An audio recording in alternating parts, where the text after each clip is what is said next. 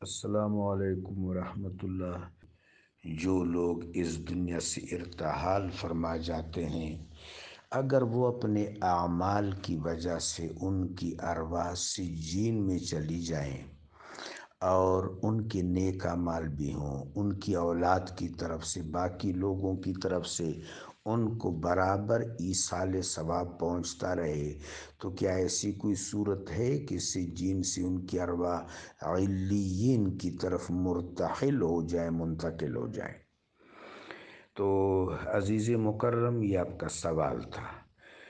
میری گزارش یہ ہے کہ قریب قریب اہل علم کا اس پر اتفاق ہے، اہل مشرب کے درمیان تو دوسری رائے نہیں ہے، علماء ظواہر کا بھی قریب قریب اس پر اتفاق ہے۔ میں علماء ظواہر میں سے ایک بہت مکرم ہستی، بہت معکر ہستی، حضرت حافظ علامہ شمس الدین محمد بن ابی بکر ابن القیم الجوزی رحمہ اللہ تعالی کی کتاب الروح سے یہ بات عرض کرنا چاہوں گا کہ جس وقت کوئی شخص اس دنیا سے چلا جاتا ہے، بالفرض وہ دنیا میں فسق و فجور کے راستوں پر رہا، بہر صورت مسلمان تو ہے، مسلمان ہے، لیکن اس کے برے اعمال سیئات غالب ہیں۔ پہلی صورت یہ ہے کہ اس کے ساتھ جو بھی معاملہ ہو، بہر صورت رب جلیل کی یہ قدرت بھی ہے اور یہ اختیار بھی ہے کہ اللہ اس کو معاف کر دے۔ دوسری صورت عطاب کی ہے۔ عطاب کی صورت میں اگر وہ سجین میں چلا گیا، یعنی جو اس کی اصل شخصیت ہے، ایک تو قالب ہے جو روح کا پنجرہ ہے، ایک اصل شخصیت ہے روح متمثل، اصل وجود، اصل شخصیت، وہ اگر سجین میں چلی گئی اس کی برائیوں کی وجہ سے، تو کچھ اعمال منقطع نہیں ہوتے۔ اگر اس نے دنیا میں خیر کا کوئی ایسا کام کیا ہے جس کا تسلسل جاری ہے، تو اس کا ثواب اس کو پہنچتا رہے گا۔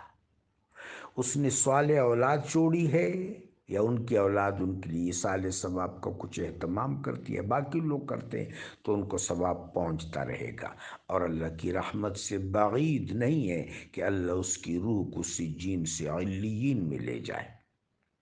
میرے آقا و مولا صلی اللہ علیہ وسلم ایک دفعہ قبرستان پر سے گزر رہے تھے، آپ نے دو قبروں کو دیکھا، صحابہ اکرام سے فرمایا کہ ان کی قبور میں ان کو عذاب ہو رہا ہے۔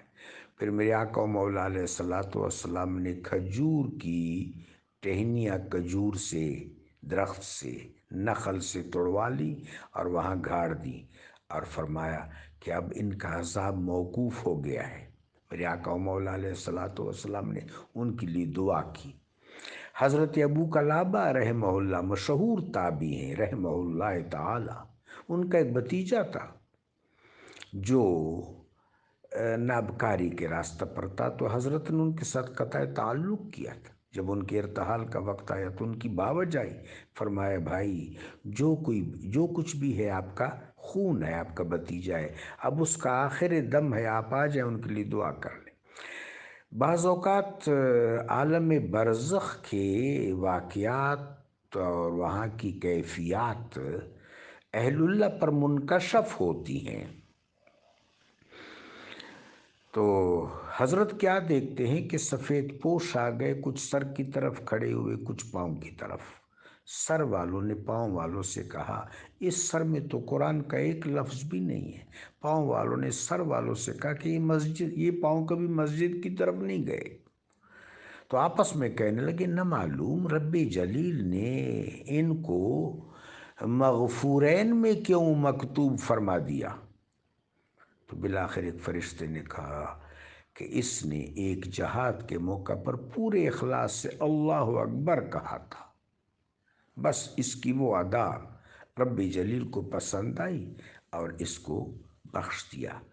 وہ شخص جس نے 100 صالحین کا قتل کیا تھا، ان کی بخشش کا واقعہ خود میرے آقا نے صلی اللہ علیہ وسلم نے صحابہ اکرام کو سنایا۔ ہاں، اب اعتدال کیا ہے کہ ان واقعات سے کوئی شخص یہ انسپریشن نہ لے کہ اگر میں بھی اس طرح کروں گا تو کسی ایک آدھ عمل کی وجہ سے بخش دیا جاؤں گا۔ حضرت عثمان رضی اللہ تعالیٰ عنہ نے کیا خوب فرمایا کہ متقی وہ ہے جو دوسروں کے بارے میں سوچے کہ ان کے ساتھ اللہ عافیت کا معاملہ فرمائے گا، ان کی مغفرت ہو جائے گی۔ اپنے بارے میں سوچے کہ میں معتوب ہوں گا، میرا معاقبہ ہوگا، میں معصوب ہوں گا۔ تو بیٹا الحاصل کہ اعمال کے تصدق و تسلسل کی وجہ سے، ایصال ثواب کی وجہ سے بالکل اللہ کے رحمت سے کچھ بعید نہیں ہے کہ وہ شخص سے جین سے علیین میں آ جائے۔ دوسری بات یہ ہے کہ روح کی سرشت کو سمجھنا چاہیے کہ روح عالم امر سے ہے، روح سریع النفوذ ہے، سریع التاثیر ہے، سریع الحرکت ہے، سریع الحسر ہے، سریع الاثر ہے۔ روح ایک جوہر مبسوط ہے، لہٰذا ایک مقام سے دوسرے مقام کی طرف جانا اس کے لیے کوئی مشکل نہیں ہے۔ جزاکم اللہ۔